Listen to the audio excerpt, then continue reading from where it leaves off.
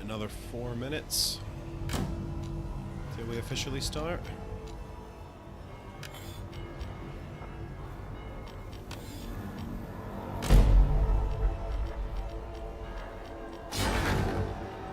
Our bravery is legendary.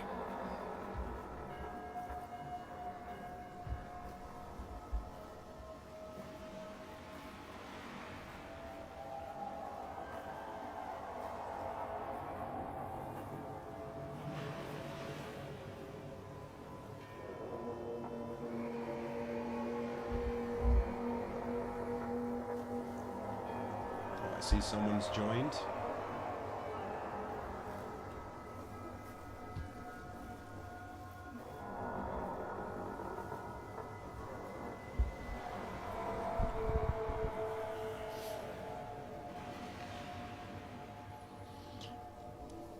Excuse me.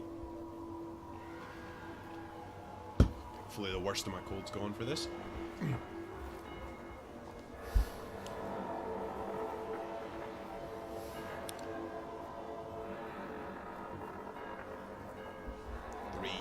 To go.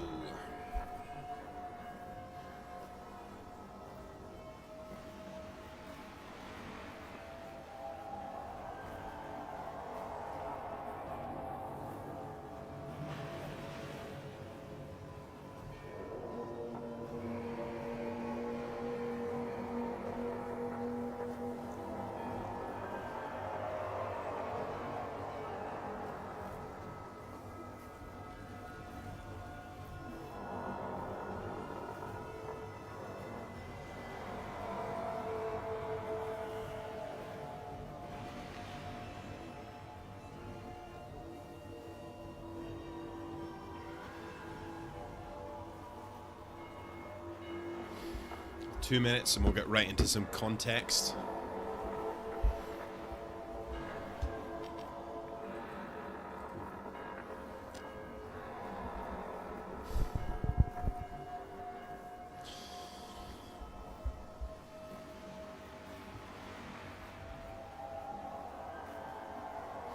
This is a Celtic History podcast first, so hoping all goes well.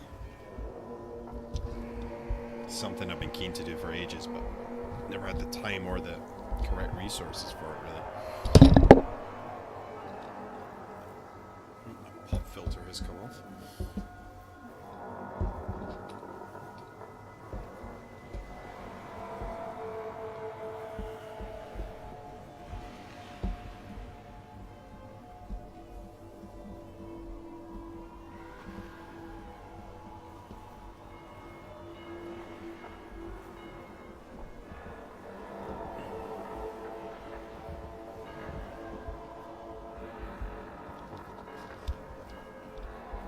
Here we go.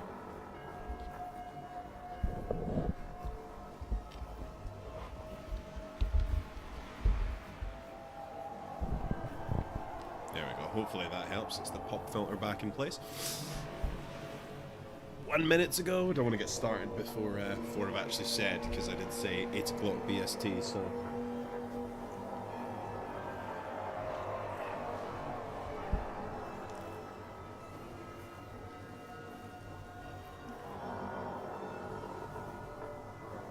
There we go.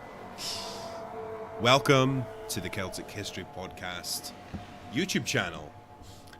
It's been my ambition for a while to combine the history with some useful visuals in the form of video games and other such stuff once I've got a hang on the video editing software. But tonight I come to you live on Thrones of Britannia with the Shieldwall mod, which makes some of the gameplay more historically authentic, let's say, and also the Anno Domini mod, which makes it physically, it makes it look more historically authentic.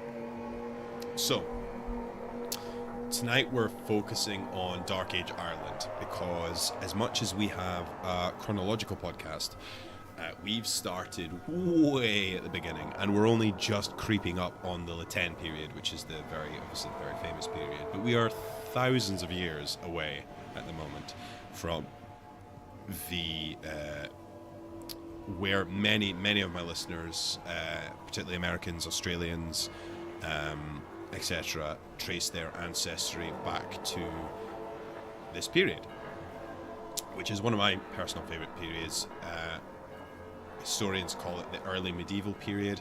I myself am more than happy to use the term Dark Ages because, I mean, they were. Because Dark Ages to me refers to the lack of historical sources. Our view of it is darkened or dimmed rather than the fact that the ages were dark. So I'm more than happy to call it the Dark Ages, and I will continue to do so until someone convinces me otherwise. So we are right after the invasions of the Great Heathen Army, and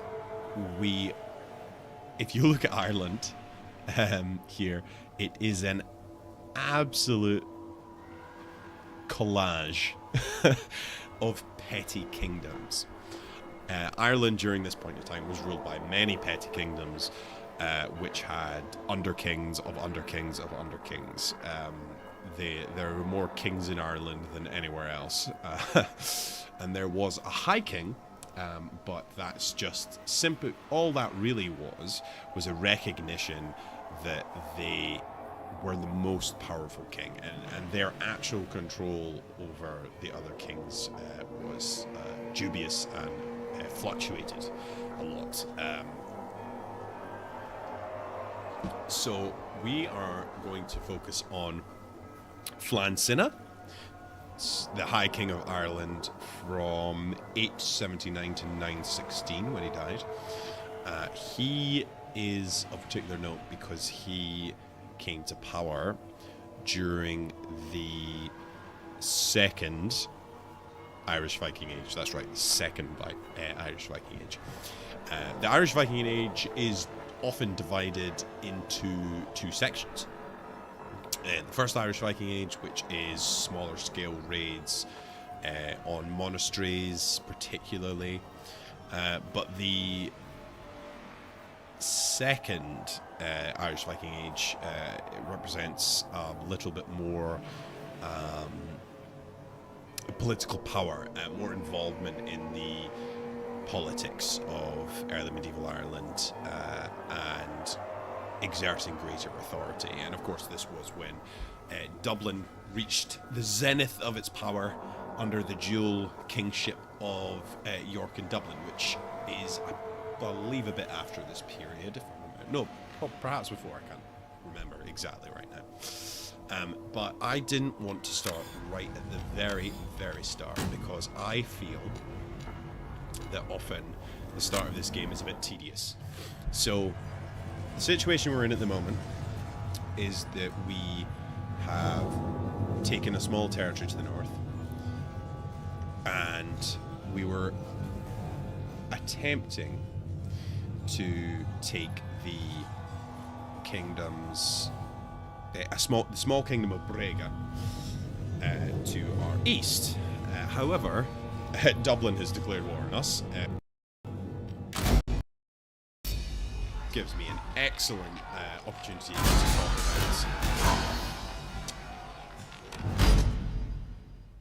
about pre-gunpowder combat and early medieval combat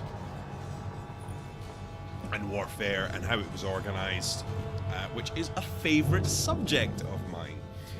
Putting these often stylised forms of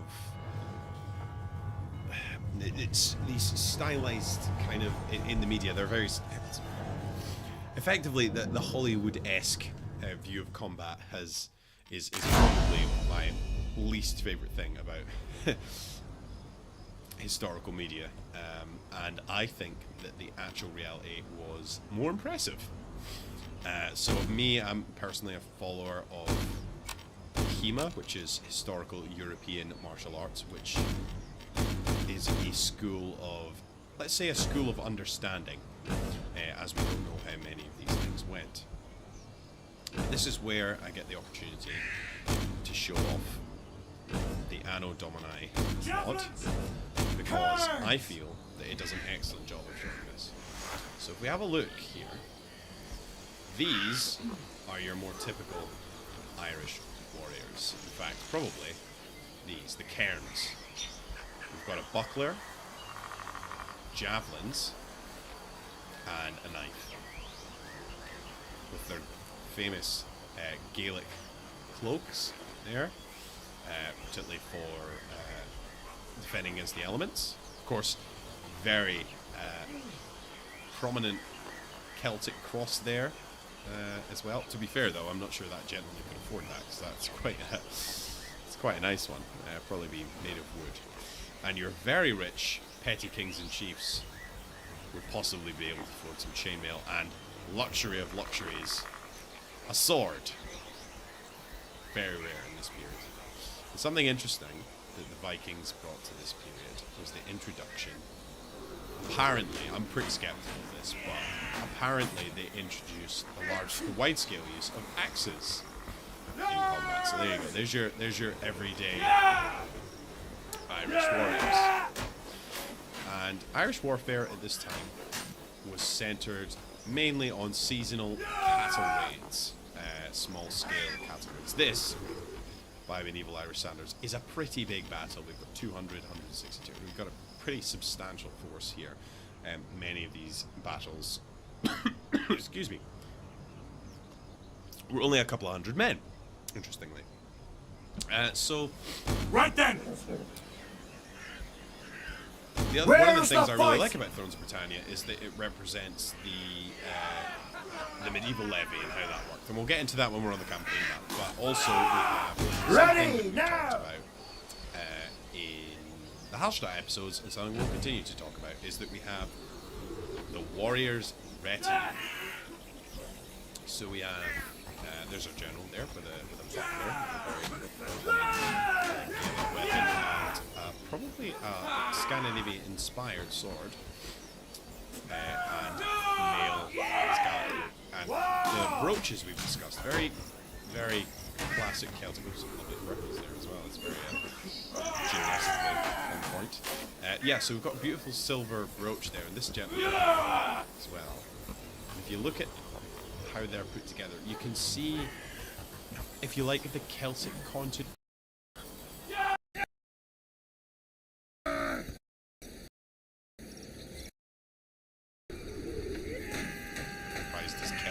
Perhaps, but these are the kind of continuities you see. I mean, this kind of warrior is not that different from a Latin chieftain. The style of shield would be different from the style of helmet, but Gaelic cloak, brooch, you know, the sword's not that far off either, really. Anyway, irregardless, the other thing we have here is we have a very small number of cavalry, horses, like the Ferraris of the medieval world, because they cost a lot to look after. So now, without further ado, for those of you who are here for the actual, I suppose, gameplay, Sons of the Morrigan, let's try and win this battle against the Irish Viking, the Gallo-Norse Vikings of the city of Dublin, or the Black Throne, as it's known. Yeah, I'm a bit skeptical of this unit. The amount of swords. together we can reclaim these isles! I feel like you'd buy a helmet before you buy a sword, but whatever. So. Oh, here we go. There's some heavily armored Viking axemen. So, something interesting about the warfare in this period is that the Vikings, particularly during the Second Irish Viking Age, were much more heavily armed and armoured, and the Irish mainly focused on grind them into the mud! Troops like these cairns, and hit and run tactics. The enemy approaches! Also have some nice Irish wolfhounds. There we go. Beautiful, beautiful puppies. Where's the fight? But yes, the context of these wars Send them packing! For Flann Sinna, he was a member of the southern branch of the O'Neill family. Now, the O'Neils had a long tradition of being the High Kings. Javelins! They just simply recognized Devil, take the hindmost! powerful To battle! the many petty kings of the island. And they had an interesting mode of succession. They didn't have the same as... they didn't have primogeniture, which is the We will prevail! rule of the oldest male. And they didn't have the Witten system that the Anglo-Saxons have, where any member of the royal family can be eligible to be elected as the next king. They had a system where the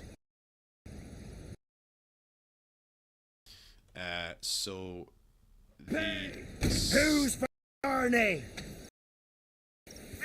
Northern O'Neill king should inherit the high No one kingship gets out alive! from Flann Sinna. And Flann feat in 908 Send them packing! AD, Flann Sinna defeats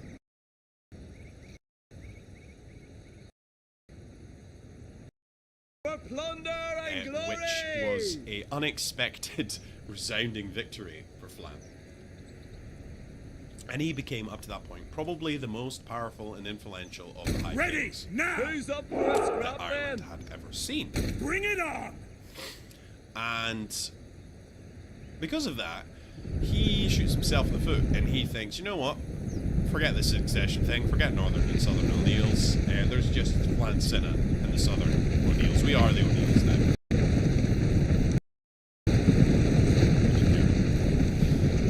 And he shot himself in the foot, basically, and he lost. And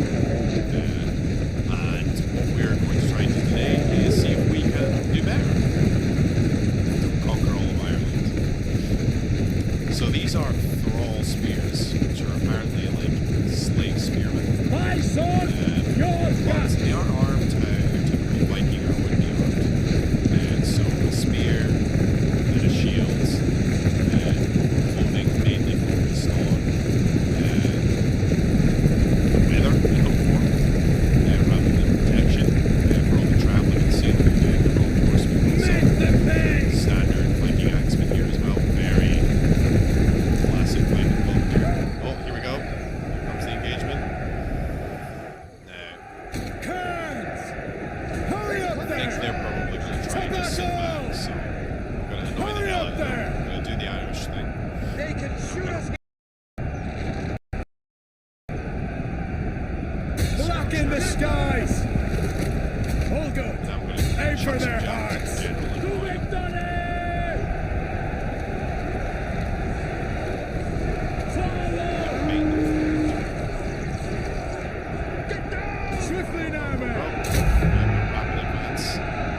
Shields up! Shift it up now! Rain down! Crush them! To battle! Oh, we're going to get caught. Hurry up there! They got me! Loose missiles! Come on. Charge! Take the bait.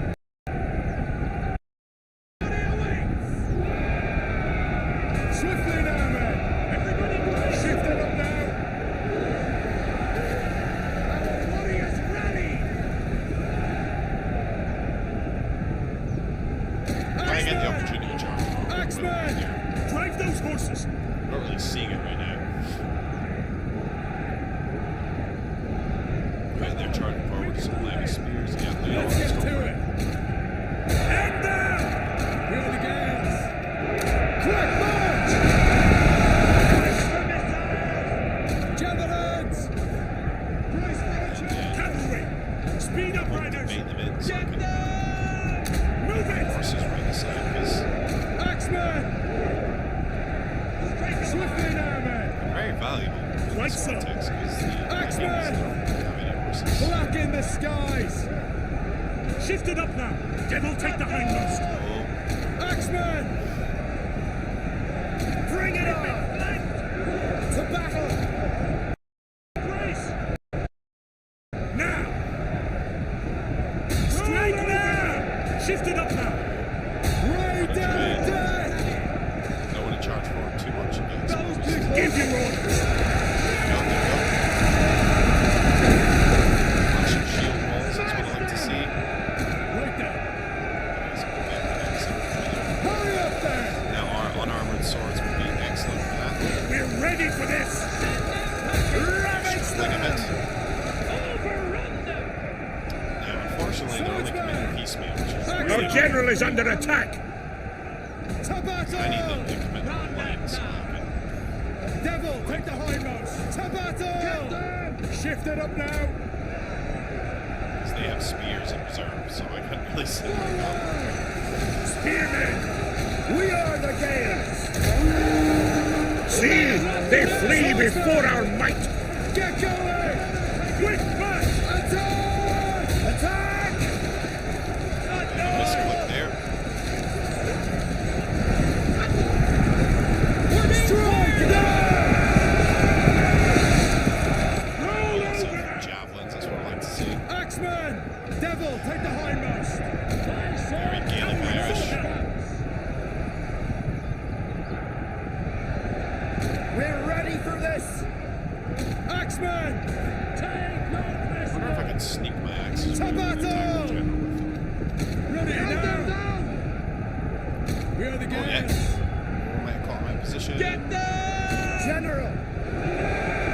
Javelins! Sons of the Morgan! Hurry. Get going. I'm sure some of you are shouting at me because Give my your cavalry orders. being shot at. Our As I forces noticed. are broken! Ready Yeah, now! let's go. Swiftly now, men. Ravage them! Attack! Another misclick. Hit them! Hurry up there. End them. Cavalry. Oh no. Missiles away. Sending their donkeys after my horses. Oh dear. That's not good. Now that's something I don't know, is I don't know how much Of course. the warfare this time. I mean, it makes sense with the skirmishing and the small scale nature. It would make a lot of sense. Bring it on! Spearmen. Forward! Briskly! Quick march! We are the This Gales! isn't going as well as I thought it was. General! Cavalry. Looks like I'm Javelins! actually losing. Give your First orders. time. Enemy charge. Brace. Swiftly now, men! Swordsman! Run them down! Devil, take the hindmost! Something I love about Shieldwall. Spearmen. Fatigue is the main factor. Combat is Javelins. very exhausting. Swordsman! This fight to the last Swiftly now, minute. men! Smash them!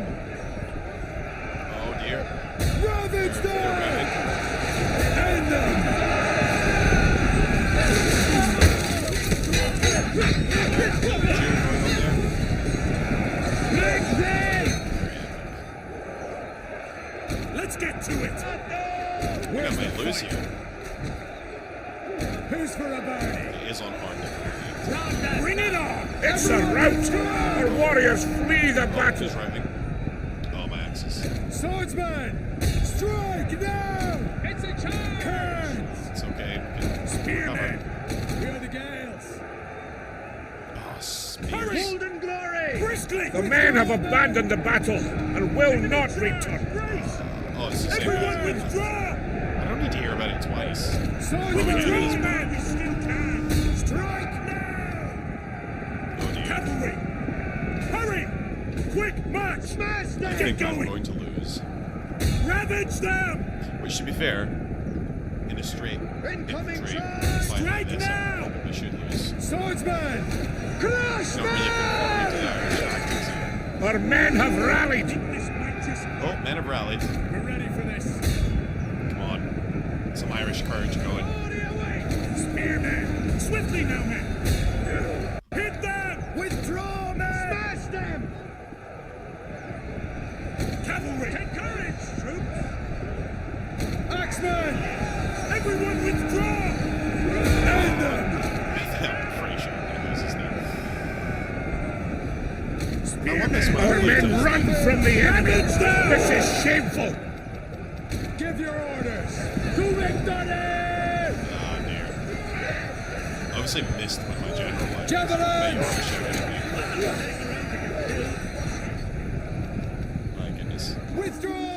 The battle is no longer in our favor. Yeah, tell me about it. All hope is lost.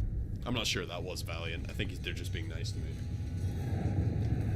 Oh, well, at least they didn't have the king there in that army. So, bit more context. Ireland during this time was Ireland is one of the most important places for the British Isles in terms of history and continuity. There's actually a book, I've forgotten the author, called How the Irish Saved History, and that is thanks to the work of the monastic houses on the island, which absolutely dominated Irish politics at the time. And big surprise to me is that often these big monastic houses actually went to war with each other, which is not very Christian at the time. Like, for example, not an Irish example, but with the Normans with Bishop Odo, who fought at the Battle of Hastings, apparently, and wielded a club so that he didn't draw Christian blood. But I'm pretty sure when you smash someone's skull in with a club that they still draw blood. None shall stand against us. But yes, it's largely monastic houses at this point. Oh, let's just have a little read of this. Newgrange is a stone monument built around 1300 BC during the Neolithic period, which makes it older than Stonehenge and the Egyptian pyramids.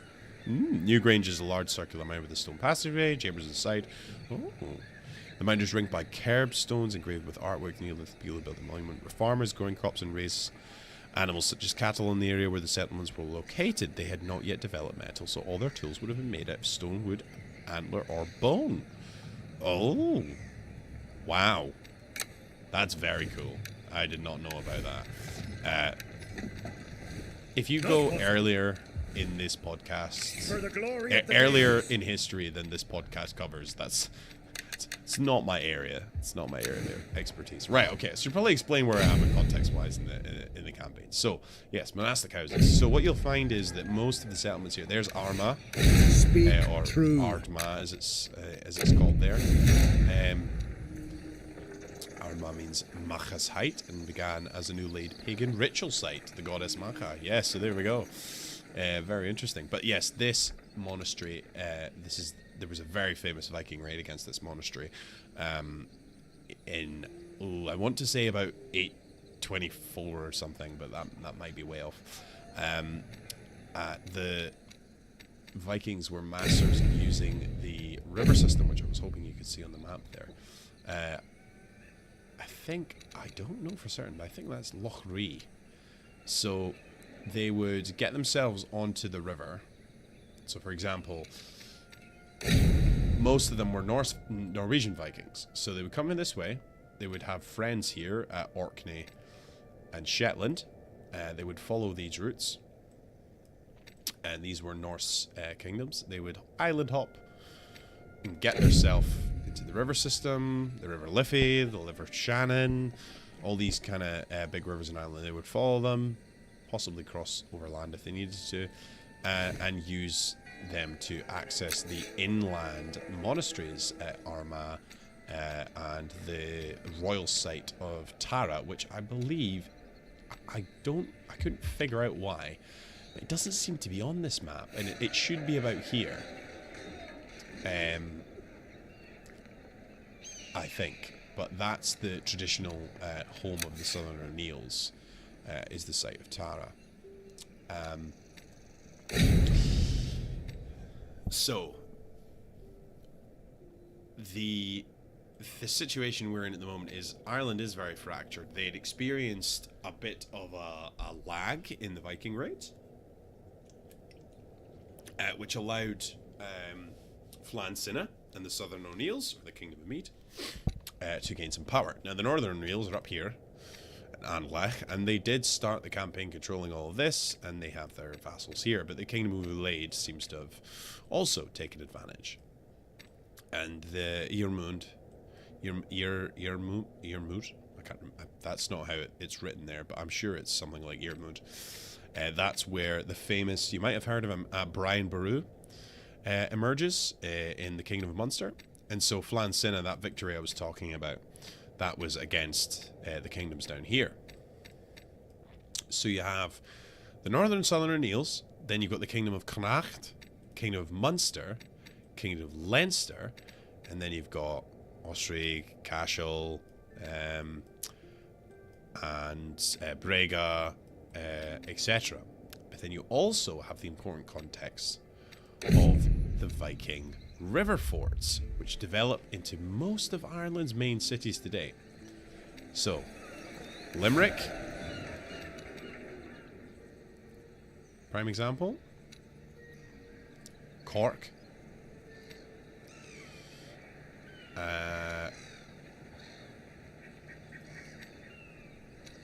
Wet. Remember the Vend for can't remember which is which. Yeah, can't remember which is which, but one's Wexford and one's Waterford. VS, I don't know which one's which. Okay, so anyway, Wexford, Waterford, and of course Dublin, otherwise known as the Black Pool. And what these were is picture a D shape. Okay, so the long section of the D is a river, and then they fortify around the outside, and they would winter in these camps, and it would give them a kind of river port or a platform from which to launch raids, but then they could also winter, so in case they got attacked while they were still. Because this is something that a lot of people don't understand, is that the Irish, I'm sorry, not the Irish, the Vikings weren't necessarily any, this is going to be a bit controversial, but it's a bit like the Spartan thing, is that they think that the Spartans were the best warriors ever. Vikings are much the same. Vikings, I don't believe, and I also have not seen much evidence for the fact that they were any better as warriors than the Saxons, or the Gaels, or the Franks, or any of these other people that they fought against. It is simply that their huge advantage was the longboat, which allowed them to go up rivers, over sea. They had mobility. And what you'll see during the England's a prime example of this, is that Alfred the Great and other kings were only able to defeat the Vikings once they actually settled down and had these kingdoms, the Kingdom of York, Kingdom of East Anglia, because they had homes to burn, they had settlements to burn. And much like the steppe tribes of the Eurasian steppe, is that they couldn't pin them down and they could strike anywhere without warning, in small bands. Once they started creating these big armies and settling down places, once these became more than long forts, once these became cities, they are political and military power centers, just like any of the other England or Francia or Ireland. And so the Vikings' advantage starts to fade away. They still have the advantage of the longboats, and there are actually certain examples of when they were trying to the Great Heathen Army, I think it was, managed to reproduce that advantage when they did come in this big army, but they were able to secure I think it was from the king of East Anglia at the time, the Anglo-Saxon kingdom, not the Viking kingdom, horses, a lot of horses. Oh, excuse me. They were able to still have that advantage of the mobility. They just used horses instead of boats. But anyway, that's it. So that's the situation. You have the Viking seaports, which are very important political and military power centers, and they do shift the balance of power on an island. And you have competing kings inland, if you like, and that's the situation we find ourselves in. At the start of the campaign, I managed to conquer a couple of regions. My allies, the Northern O'Neils, are getting their backside handed to them by the Kingdom of Mide, and I was attempting to take advantage of the weakened Kingdom of Brega, and I've been bit in the backside by Dublin, who attacked me, because this is the Kings of Brega managed to take Dromatar, which was not originally his settlement. So now I'm going to attempt to raise some forces.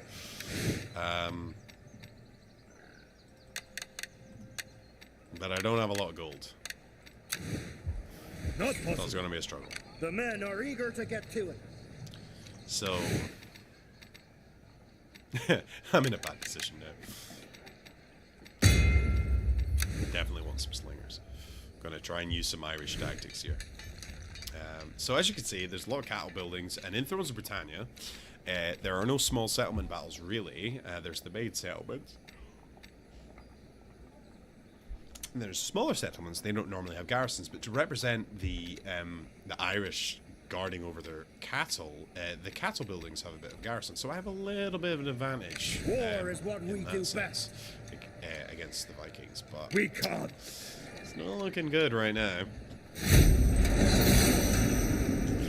Really not looking good.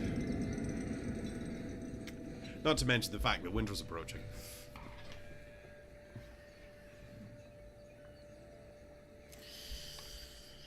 So I'm feeling like I'm very all over the place and very scattered with what I'm saying, but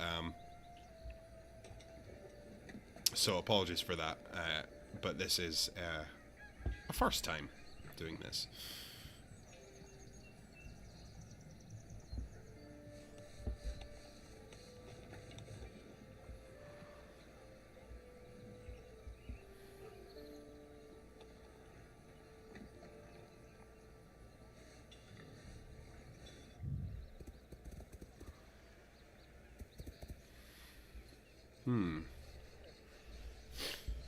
Not really getting any updates on the stream, unfortunately. I need to try and see if I can resolve that.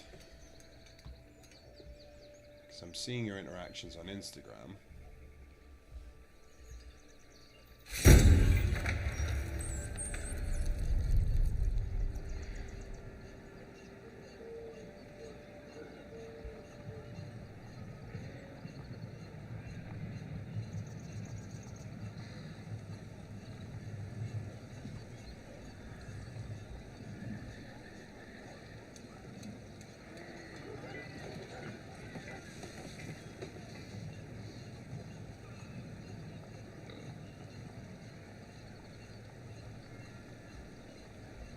Not sure what's going on there.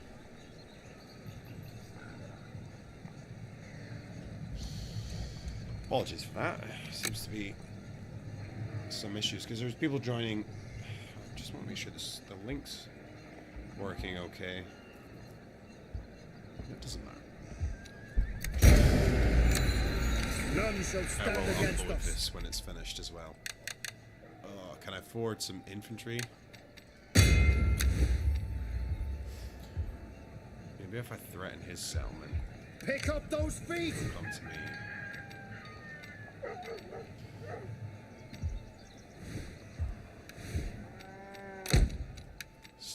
For the glory of the Gales Gales. as well.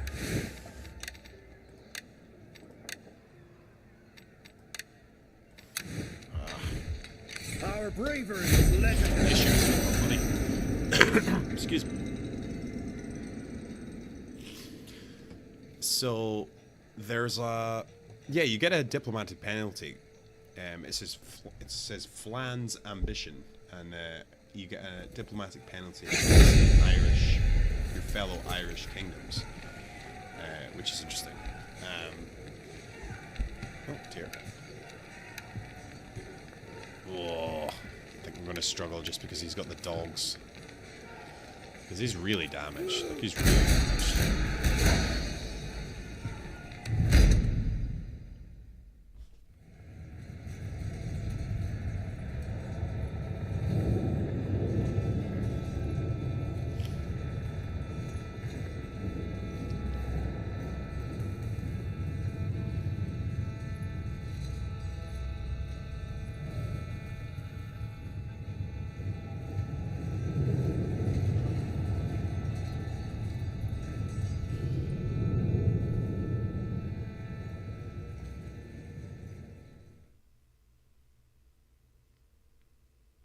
yeah, I want to get this chat working, because one of the most important aspects of trying to do it this way is I do really want...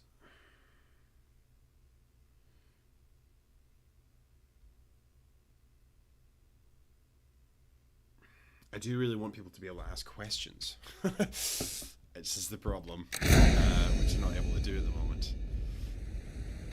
Spearmen! Oh my goodness, 200 men in that unit. Okay, so they have thrall spearmen there. Bring it on! General there. Give your orders! There we go. This guy's... Right then! We are the Gales! See if we can maneuver properly. Make them fear us! Good to go! I don't like our chances, to be honest. But I'm gonna try, because I did a really poor job on the battle. I should have won it. I won it when I playtested it twice and won it. General! I was too busy yammering on. Swiftly But I now, suppose, men! for me, like, the thing that I'm trying to figure out is how many people are interested in this from the history, or the gaming, or the both. That's why I wanted some ability for the chat to work, which doesn't seem to be at the moment. We are the Gales! Because I Where's want the to know. fight? Hit them! Axeman! We'll trade again. Sons of the Morrigan! Aim for their hearts! I destroyed the dogs. Our hidden units have been discovered! Kurds! Our foes have surprised Our us! general is under attack! Look at the skies! Give your orders! Get them! Aim them!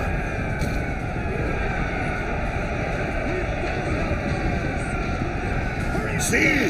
They flee before our I'm going to might! turn this into a brawl where everybody can stop in Fire combat. your missiles! Smash them! No problem! Let's get to it! To battle! Kurds! Ready now! Roll over them! Swiftly now, men! Strike now!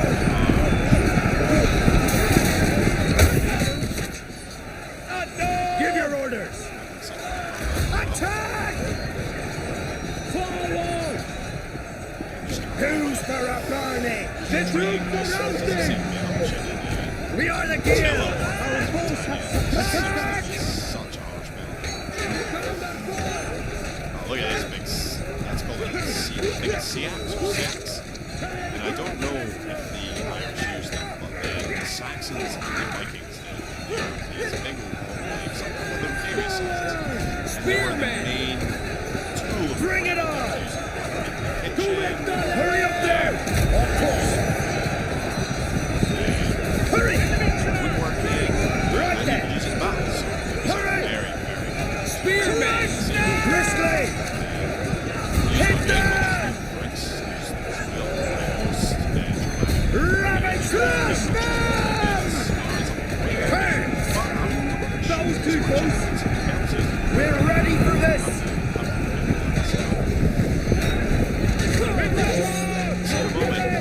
The goal is to secure our borders. Looks like See off the marauders! Ravage them! To battle!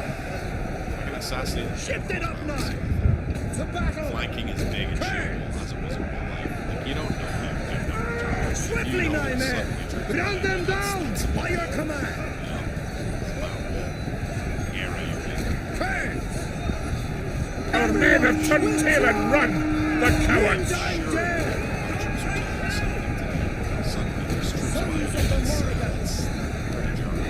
Roll over them! Right, sir! Strike now!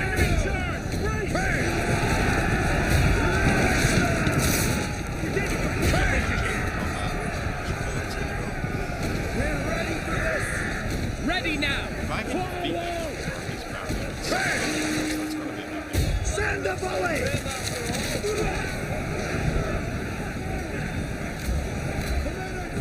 The men are wavering! Shift it up now! Under enemy fire! Hit them! To battle! Shift it up now! Devil take the hindmost! Where's the Yes. Turn play!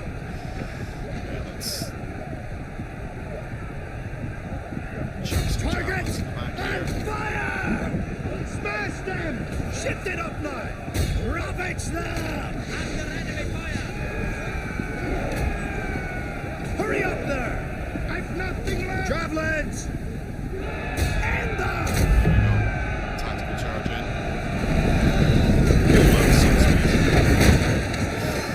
We're ready for this! The enemy general is dead! The battle is turning in our favor! Guys, that might be it. Spearmen! To battle! That might be it. Give your orders! Devil take the hindmost! Strike now! Kill all So we managed to beat that with a garrison Axeman! and a general who is This down might to just work! very few men. Turn! Land that there. A bit too much friendly fire. Pyrrhic victory it may be, but it wasn't even with a main force, so that's that's impressive in my book. I'm very happy with that. Very happy indeed.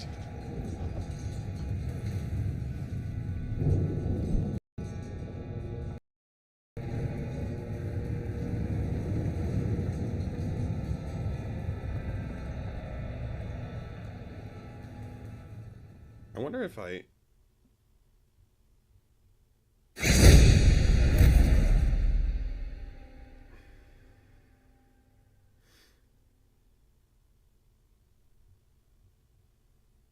Thinking I should do it this way.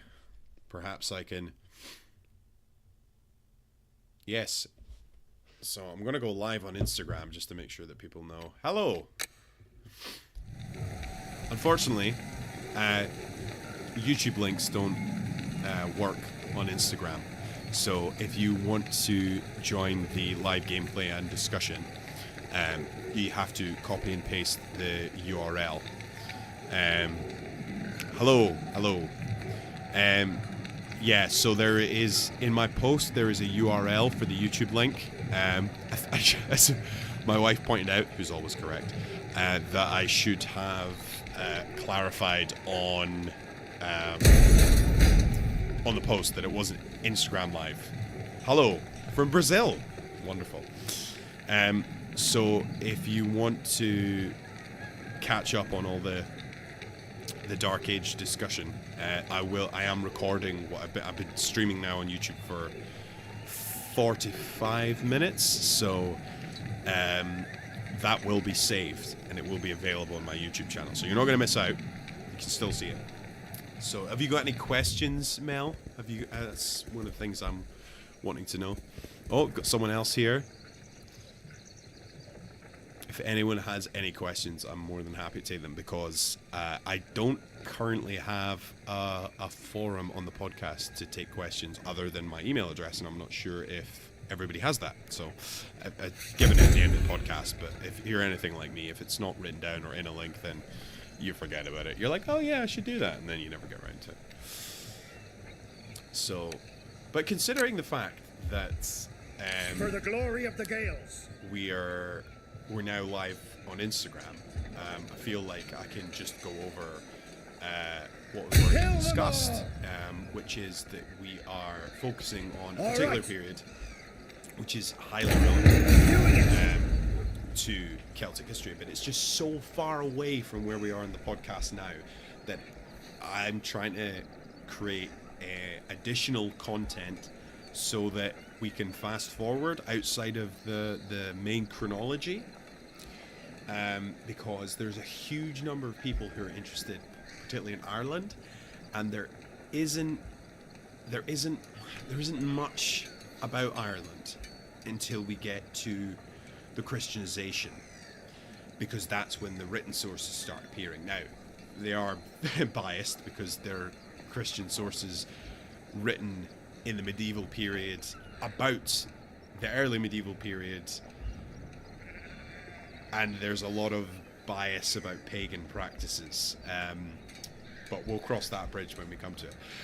But today we're mainly talking about the High Kingship of Ireland, particularly about Flann Sinna, who was the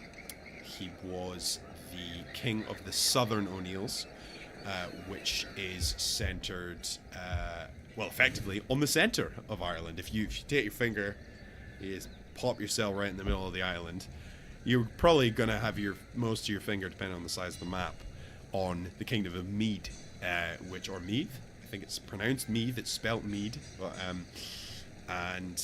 this was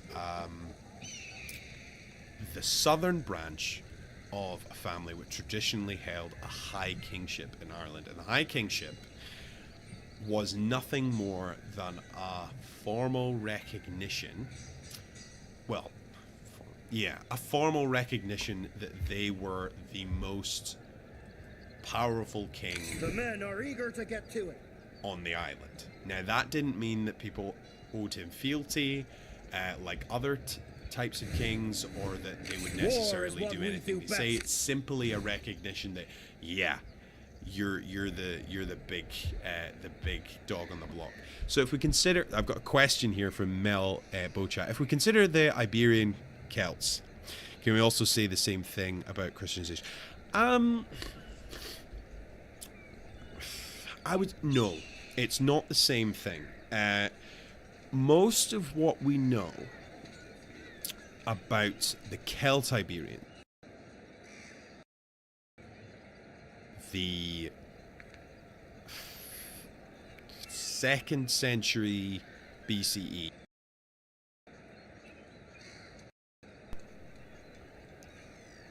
AD, and most of that is from the written sources, because of their relationships with the Phoenicians during the Punic War, and prior, but they were particularly good warriors. The Iberians along the coast who were not Celtic. So that's, if you look at a modern map and you look at Barcelona all the way down to Seville, that's mainly Iberian, which is a non-Celtic culture. And this is where a lot of the confusion comes in, is that the Iberians weren't Celtic. There were Celt Iberians, which were a confluence of culture between the two. And most of what we know about those particular Celts... No, your English is absolutely fine. I only have one language, Mel, and I barely speak that. So, you're doing pretty well. But much of that, then, we have to talk about classical bias, and when we talk about the Celt Iberians, because the Romans were very famously lazy ethnographers. So they would go, okay, so beyond the Rhine, that river there, they're Germans, and this side they're Celts, and then they're kind of Celtic over the Pyrenees, but they're not, so let's Celt Iberians. That's how it works. I mean, that effectively... And then when we get to Caesar and the Gallic Wars, there's very much... there's many historians who look into what he's very political, and he's a very talented writer, and so what they do is that they look very closely at what Caesar says, and they read into it and think about the political purpose behind it. And many people believe that the divisions that he puts into Gaul are actually him preempting provincial and ethnic differences with an eye to annexation. So we have to take a lot of those classical written sources with a massive pinch of salt, which leaves us with the archaeology. Now, trying to construct complex stories and context about people using only archaeology is very problematic, because the men are eager to get to it. You can't really tell much about a people. the people don't have an ability to describe themselves. My favorite example is the Picts of the early medieval period, the late classical to early medieval period, is that we have lots of written sources, primarily the Romans and then Bede and the Anglo-Saxon Chronicle, about the various people on the British Isles, but there's very little said about the Picts, and so we have all this archaeological evidence in the Pictish heartland, but we know almost nothing about them, and we only know we have a name for them based on written sources, based on what people called them, mainly the Romans. Picti meaning painted, and that's apparently where it came from.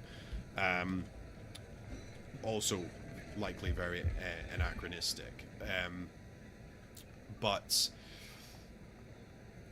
that is something that we're going to get to reasonably soon, is the Iberians and the Celtiberians. So I don't want to say too much about the Celtiberians yet, because it's a huge can of worms, and it's going to also be an entire episode. So my plan at the moment is we're going to finish off with Hallstatt, and the next episode is mostly written.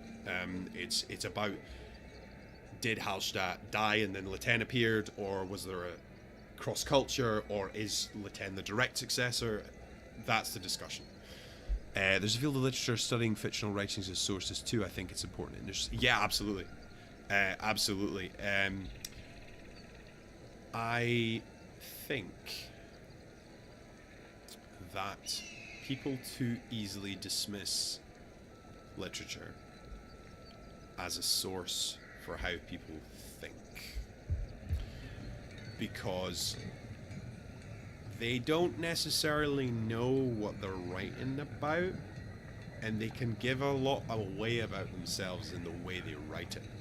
So I think that if we take the example of Ireland, which is meant to be the main focus, if we take the example of Ireland, a lot of what later Christian writers say about pagan Irish, or pagans in general, says more about them than it does about the pagans. So I find that it is always worth looking at the literature, even if it's extremely biased, because you can tell at least, you can at least see what point they're trying to get across. You know, and I was saying that other historians look a lot into Caesar. I think that sometimes historians are, no, it's okay, Mel, this is what it's for. If people want to ask questions specifically, they can. It's not a big deal. In fact, this is the thing I'm most excited about, is getting direct contact with everyone. But I think so famously, in Caesar's final battle with Pompey, people often say that the reason that Caesar defeated Pompey is that Pompey was like, oh, Caesar's really clever, he's going to do something really clever, and he psychs himself out, and he overcomplicates it, and then he loses. And I think the historians do the same thing about the Gallic Wars with Caesar. I think they go, oh, he was dividing this so that he could I don't think so. I've read that source inside out, and I actually think that there's a lot of stuff that Caesar, he is priming for annexation. Look at Teutoburg, which was the famous Roman defeat against the Germans, and go, oh, well, the Romans wanted to annex Gaul, but they wanted to make the Germans other because they didn't want to annex the Germans. There's no evidence that they wouldn't want to annex the Germans just as much as they want to annex the Celts until Teutoburg. And actually, after Teutoburg, there's a great effort, the Germanic Wars, there's a great effort to try and annex them. So it's a case of looking at what happens and referring back and going, oh yeah, that's what he was doing. And I disagree. I honestly think that Caesar should be taken more at his word, in the Gallic Wars. There are certain obvious times where he's promoting certain soldiers and certain politicians, where he is clearly, for example, I think it's Crassus. Crassus has a son who's one of Caesar's sub-commanders. And of course Crassus was the bank for Caesar, so it's within his interest to heavily promote Crassus. So he obviously talks about how amazing, this guy Crassus was an amazing commander and whatever else, and he's clearly trying to get him, get brownie points with the bank, which was Crassus himself. So I think he does do that, but it's obvious. So there's Trevor Callahan. In my own research, I've noticed that scholars saying that Irish myths from medieval period are leftovers from the Iron Age. How much should we consider Irish myths as a source for Iron Age Celts? I actually have found in my own research as well that there are some interesting similarities between the way that the Irish viewed the world, the pagan Irish viewed the world, and the way that the continental Celts viewed the world. This is a bit out there. I will prime you. This is a bit out there, but there is a description of the origin of the. Is it the Dagda? There's the two people. Help me, Trevor. There's the two people in the Irish origin myth. I've forgotten the name of the two. There's the two people. There's the Filborg and the Dagda, I think it is. And the Dagda are I think it's the Dagda. Apparently they're the foreigners, but they're described as more human, if you like. And they talk about being from 3 great cities which held 3 great artifacts. And interestingly, I find one of the descriptions of one of those cities reminds me heavily of the Chunneberg when you read it. And you should go back and read the Irish origin myth. And a white city on the hill, from what we know at the moment, a completely unique site, which would have left an impression generations after it was gone. People would have remembered this great city.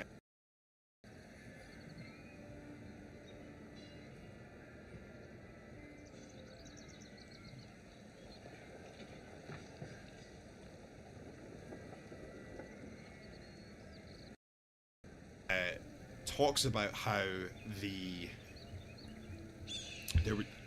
there were up this great river, and there was a great city at the end of this great river. Yes, sorry, the Tutha and the Dedanan. Yeah. So I can't remember the ethnic name for them either, to be honest. And I don't have the source to hand. But yes, I think that the origin myth that describes the Filborg and the Dadanan, I can't remember, Dadanan, is I think that they're describing the Filborg as the not necessarily pre-Indo-European, because I don't know, genetically that may not be the case, but the pre-Celtic, if you like, inhabitants of the island.